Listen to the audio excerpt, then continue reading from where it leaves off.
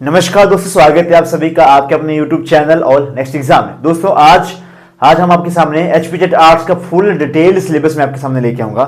Syllabus आपको पता है कि ये आपका सब्जेक्ट आएंगे, इनको भी आपके आगे मैं एक्सपेंड करूंगा कि इनमें भी आपको कौन कौन से टॉपिक आपको ज्यादा महत्वपूर्ण जिनको तवज्जो देनी है उनके बारे में आज मैं इस क्लास में डिस्कस करूंगा। ठीक है, तो जो भी HPTET के एस्पिरेंट हैं जो कि क्योंकि सिलेबस का ये तो सबको पता है कि सिलेबस आएगा, पर इसमें भी क्या क्या पढ़ना रहता है वो नहीं पता रहता। ठीक है, और जिस तरह से हम अपने पेड बैच में तैयारी करवाते हैं और हमारे रिजल्ट जिस तरह से धमाकेदार रहते हैं, 70 से ज्यादा कैंडिडेट्स के भी हमने नवंबर में टेट क्वालिफाई करवाए, तो मैं उसी स्ट्रेटेजी को आपके साथ शेयर करूंगा कि हमने वहां पे किस किस टॉपिक के ऊपर ज्यादा फोकस करा था। ठीक है, और आज की क्लास थोड़ी सी लेंथी रह सकती है, तो जो भी कैंडिडेट HPTET के सीरीज एस्पिरेंट है भाई इस क्लास को जरूर देखना, आपके लिए क्लास बहुत महत्वपूर्ण रहेगी। एक एक नोट्स बनाना, मतलब इसके साथ साथ लिखते रहना टॉपिक, ये टॉपिक आपको पढ़ने रहेंगे। तो सबसे पहले हम आप सभी का स्वागत करते हैं हमारे all next exam YouTube channel पे। अच्छा, अब देखेंगे हमारा आपका सबसे बड़ा पोर्शन रहता है HPTET आर्ट्स में SST का, जो कि 60 नंबर का आपको आता है। इसमें आपको हिस्ट्री, पॉलिटिक्स, जियोग्राफी मेनली यही पढ़ना रहता है। इकोनॉमी के एक दो क्वेश्चन आपके यहाँ पे देखने को मिलते हैं। इंग्लिश और वहां पे लिखा होता है इंग्लिश और आपके लिटरेचर, पर लिटरेचर से मैंने सच बताएं तो पिछले 2-3 साल से कोई क्वेश्चन देखा नहीं। आप जो आपको इंग्लिश ग्रामर में ही इसमें ज्यादा फोकस करना पड़ता है। फिर नेक्स्ट आपका साइकोलॉजी जो हम करवाते हैं अपने बैच में, तो psychology plus CDP plus child जो भी साइकोलॉजी रहती है उसको यहाँ पे हम लिंक करवाते हैं, ताकि जो बच्चे CTET के भी एस्पिरेंट है उनका इसी बैच से आपकी तैयारी जो हो जाए। नेक्स्ट आपका जीके सेक्शन, यहाँ पे सबसे बड़ी गड़बड़ क्या रहती है, मैक्सिमम बच्चे जीके में HPGK पढ़ लेते हैं और कहते हैं सर SST में हमारा जीके कवर हो गया, काम बन गया। पर यहाँ पे सबसे बड़ा लूप होल कहाँ पे रह जाता है, जो बच्चे स्टैटिक जीके करके नहीं जाते। स्टैटिक जीके क्वेश्चन आपके जीके सेक्शन में सबसे ज्यादा पूछे जाते हैं। जो भी HPTET आर्ट्स के कैंडिडेट हैं, static GK one of the most important आपका यहाँ पे पोर्शन रहता है, साथ में करंट अफेयर तो रहते हैं। अब हम एक एक चीज को यहाँ पे मैं आपको डिटेल में करवाऊंगा। जो भी हमारे ये हम SST में कौन कौन से क्वेश्चन आते हैं, क्या क्या उसका पैटर्न रहता है, उसके बारे में अभी हम करते हैं। ओके, तो SST है हमारे पास गाइज, यहाँ पे हिस्ट्री, पॉलिटिक्स, जियोग्राफी मेन आपके यही रहते हैं। अगर आपके 60 नंबर का है तो 55 से ज्यादा नंबर का इसी में से रहेगा।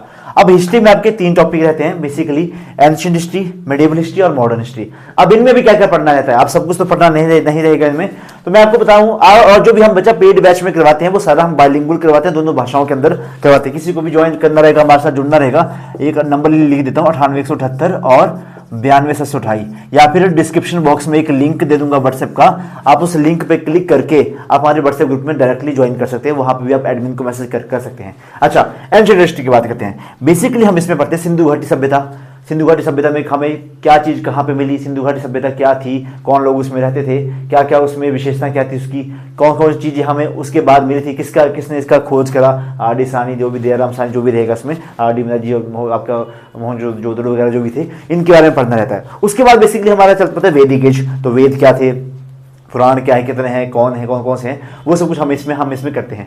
उसके बाद देखो बहुत सारे ऋग्वेद हो गए, यजुर्वेद हो गए, वो सब कुछ है। उसके बाद ना यहाँ पे ना महाजनपद बन चुके थे, उनकी राजधानी क्या है उनके बारे में आता है। ठीक है, कौन यहाँ का राजा था, पहला राजा जो भी इसके अंदर डायनेस्टी बनी उसके राजा कौन था, फर्स्ट राजा कौन था, सेकंड राजा कौन था, उसके बारे में इसमें पढ़ता है। Buddhism, Jainism one of the most important topic रहते हैं जब एंशिएंट हिस्ट्री में हम करवाते हैं, जो भी हमारे धर्म का उस टाइम उत्थान हो रहा था उसके बारे में। नेक्स्ट आप करते हैं मेडिवल हिस्ट्री। देखो मेडिवल हिस्ट्री जब एक बार ना महाजनपद बन गए थे, इसके बाद लड़ाइयाँ वगैरह स्टार्ट हो गई थी।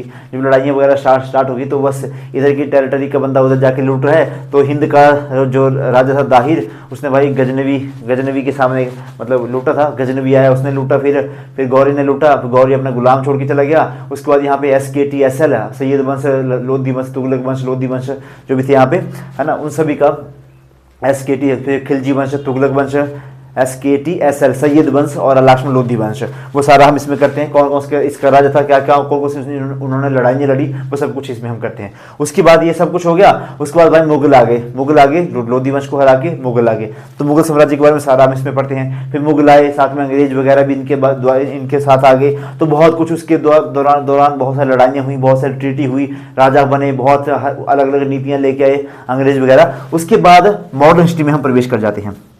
मॉडर्न हिस्ट्री में बेसिकली 1857 की क्रांति के बाद हम बोलते हैं कि मॉडर्न हिस्ट्री हमारी स्टार्ट होगी। तो 1857 की क्रांति के बाद जो भी गवर्नर जनरल थे, वायसराय बन गए, वो सब कुछ हम इसमें पढ़ते हैं। वायसराय कौन था, उसने क्या काम करवाया, ये ऐसे ऐसे क्वेश्चन यहाँ से बनते हैं। फिर इंडियन फ्रीडम स्ट्रगल, जो भी फ्रीडम स्ट्रगल था, जो भी हमारे फ्रीडम फाइटर थे, इंडियन नेशनल कांग्रेस होगी, वहाँ से क्वेश्चन डेफिनेटली बनते हैं। सबसे इंपॉर्टेंट है आपका मॉडर्न हिस्ट्री, यहाँ से क्वेश्चन बनते हैं। फ्रीडम स्ट्रगल से क्वेश्चन बनते हैं, महात्मा गांधी जी से क्वेश्चन यहाँ पे बनते हैं।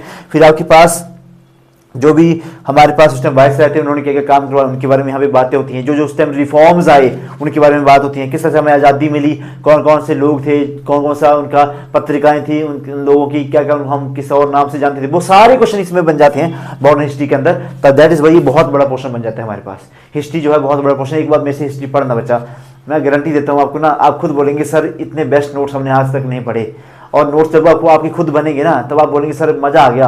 आप कोई भी एग्जाम होगा हम उसको ऐसे फोड़ डालेंगे, ये मेरी गारंटी है आपको। जिस हिसाब से हम आपको करवाते हैं, खुद से करवाता हूं मैं आपका हिस्ट्री, पॉलिटी, ज्योग्राफी, और एक एक चीज डिटेल में करवाई जाती है, और बाइलिंगुअल दोनों भाषाओं के अंदर विद पिक्टोग्राफी। उसके आगे था हमारे पास पॉलिटी के बारे में। तो पॉलिटी क्या थी कि जो हमारा, हम तो सिर्फ पॉलिटी में सिर्फ अपना संविधान के बारे में पढ़ते हैं, बट इसमें हम क्या क्या करवाएंगे कि हमें संविधान की जरूरत क्यों पड़ी, कौन कौन से लोग थे जो कि संविधान बनाने में जिन्होंने हमारी मदद करी, कौन कौन से लोग थे जिन्होंने संविधान के बारे बनाने में। देखो सबसे पहले तो क्या था, जब भी हम हिस्ट्री पढ़ेंगे तो हम वहां पे पढ़ाएंगे आपको government of India act 1935।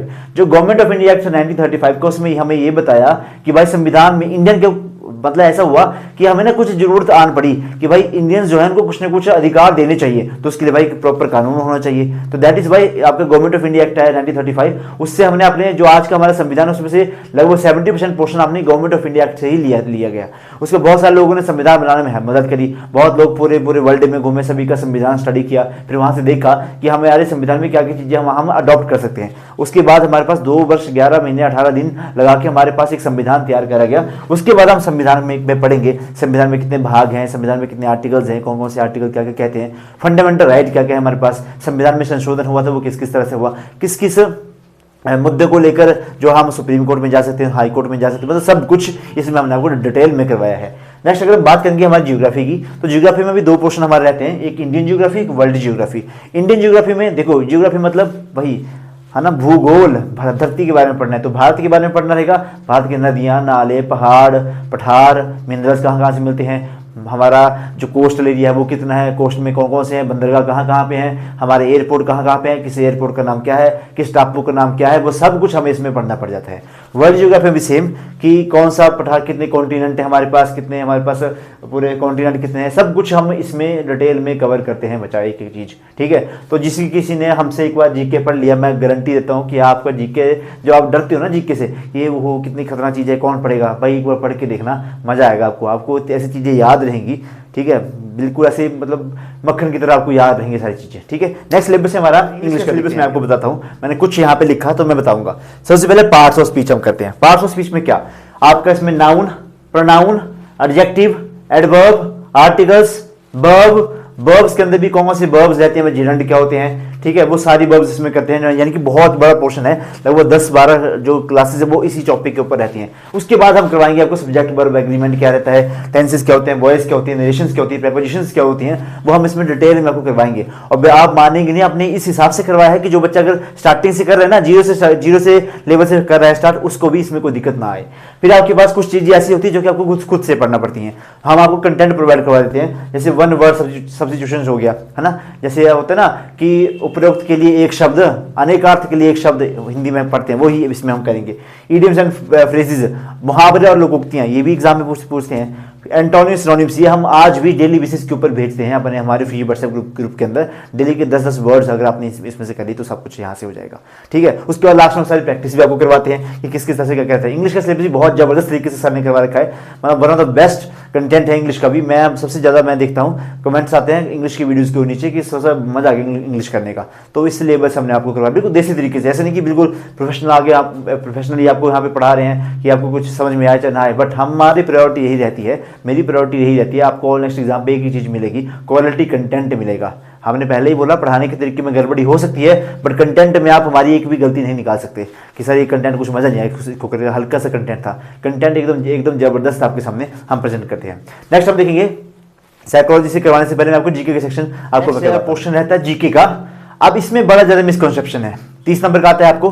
Maximum candidate क्या करते हैं, सर जीके में तो हमने हिस्ट्री पॉलिटी ज्योग्राफी पढ़ ली, इसमें क्या नया पढ़ना है, वही तो पढ़ना है। नहीं बेटा, आर्ट्स वालों के लिए मैक्सिमम चीजें आपको यहीं से देखनी पड़ेंगी। आपको एचपीजीके में पहले एचपीजीके का पोर्शन रहेगा, लगभग 10 से 12 क्वेश्चन आपको एचपीजीके के देखने को मिलते हैं।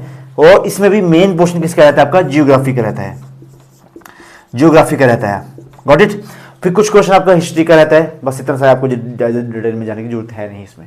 Next static GK. अब स्टैटिक जीके होता क्या है, जैसे कि ताजमहल किसने बनवाया, ताजमहल कहाँ का है, आगरा का किला कहाँ पे है, कौन सी नदी के किनारे ये शहर बसा हुआ है, कौन सा बंदरगाह कहाँ पे है, ये होता है स्टैटिक जीके आपका। ठीक है। साहित्य अकादमी पुरस्कार की शुरुआत कब हुई, इंडिया ने कब मेडल जीता था, हॉकी में कब मेडल जीते थे, स्पोर्ट्स हो गया, जो भी कंटेंट रहेगा वो सारे इसी में आता है। ठीक है। वो जितना भी कंटेंट है जो कि हो चुका है और वो स्टैटिक है, वो नहीं बदलने वाला, वो सारी चीजें हम स्टैटिक जीके में कवर करते हैं। ठीक है जी।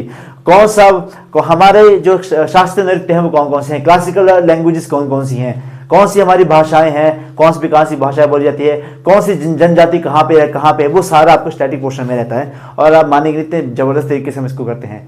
ठीक है। नेक्स्ट लास्ट क्वेश्चन आता है आपका करंट अफेयर का। इसमें हम हिमाचल का भी करंट अफेयर और आपको इंडिया का भी करंट अफेयर आपको प्रोवाइड करवाते हैं। इसमें हम आपको बेसिकली मान के चलें पिछले 6 महीने का हम आपको प्रोवाइड करवाते हैं। और इस बात में मैंने ये भी सोचा है कि मैंने आपको खुद से आपको एक चीज़ करंट अफेयर की मैं खुद से भी यहाँ पर आपको करवाऊंगा, ताकि आपको चीज़ें जो है अच्छे से लर्न रहें। ठीक है। ये रहा आपका जीके का पोर्शन। नेक्स्ट पोर्शन है हमारे पास साइको। अब साइको क्या है, साइकोलॉजी जो है उसमें आपको 3 चीजें पढ़ने पड़ जाती हैं जो हम करवाते हैं। बेसिकली आपको रहेगा आपके पास साइकोलॉजी। ठीक है। साथ में हम आपको सीडीपी भी करवाते हैं, चाइल्ड डेवलपमेंट एंड पेडागोजी। ठीक है। साथ में हम आपको एक और चीज़ है, 3-4 पोर्शन में हम इसमें बांट के रखा है। और आप मानेंगे इसमें हमने 20 से 25 टॉपिक्स को हमने इनमें कवर करा है। इतनी क्लासेज हैं, टॉपिक्स तो शायद इसमें ज़्यादा भी रहेंगे, इतनी क्लासेज में हमने इसको कवर करके रखा हुआ है, जिसमें हम देखो थ्योरीज तो सब कुछ कर हो जाती है, थ्योरीज होगी, सोशलाइजेशन की थ्योरी होगी, सब कुछ इसमें रहेगा, पर्सनैलिटी वगैरह जो भी रहता है वो आप इसमें करवाते हैं। और भी चीज़ें हैं आपके भाई, इवैल्यूएशन से संबंधित जितने भी पोर्शन इसमें क्वेश्चन बन सकते हैं वो सारा हम इसमें आपको प्रोवाइड करवाते हैं। तो साइकोलॉजी भी आपको इस सिलेबस से करवाई जाएगी, ताकि आपको CTET का पेपर भी आपको यहीं से टैकल हो सके। HPTET का तो चलो हो ही जाता है साइकोलॉजी के अंदर, बट बेसिक CTET का पेपर आपका टैकल भी यहाँ से हो जाए। तो दिस इज ऑल अबाउट हमारा सिलेबस। हालांकि मैंने बिल्कुल डिटेल में नहीं करवाया, बताया मैं एक पोर्शन को बताया मैंने। वैसे अगर आप जीके का देखेंगे तो वही SST का मैंने आपको काफी डिटेल में बताया कि आपको क्या क्या वहां पे पढ़ना रहेगा। किसी को हमारे साथ जुड़ना रहेगा, नंबर आपकी स्क्रीन के ऊपर है, इस पे आप मुझे व्हाट्सएप कर सकते हैं कि सर हमें पेड बैच ज्वाइन करना है। बैच नंबर फर्स्ट है हमारा सूर्य बैच 2.2 फर्स्ट स्टार्ट हो चुका है। फर्स्ट 100 बच्चों के लिए जो फीस है वो 2000 रुपीज़ फीस रखी है हमने, और 100 सीट्स उसमें फुल भी होने वाली हैं। ठीक है। जिस किसी को ज्वाइन करना है इस नंबर के ऊपर, और स्टार्टिंग के 100 बच्चों के लिए फीस 2000 है, उसके बाद ये फीस बढ़ के 2500 रुपये हो जाएगी। तो आज ही खुद को एनरोल करें जो भी कैंडिडेट इस वीडियो को लास्ट तक देख रहे हैं, या फिर डिस्क्रिप्शन बॉक्स में एक लिंक दे दूंगा व्हाट्सएप ग्रुप का, आप वहां पे भी हमारे साथ जुड़ सकते हैं। This is all about. और भी कुछ पूछना रहेगा तो आप पूछ सकते हैं, you are free to ask anything from us. ठीक है। तो आज के सेशन को यहीं पे समाप्त करें। आप सभी के दिन शुभ रहे। धन्यवाद। जय हिंद, जय हिमाचल, वंदे मातरम।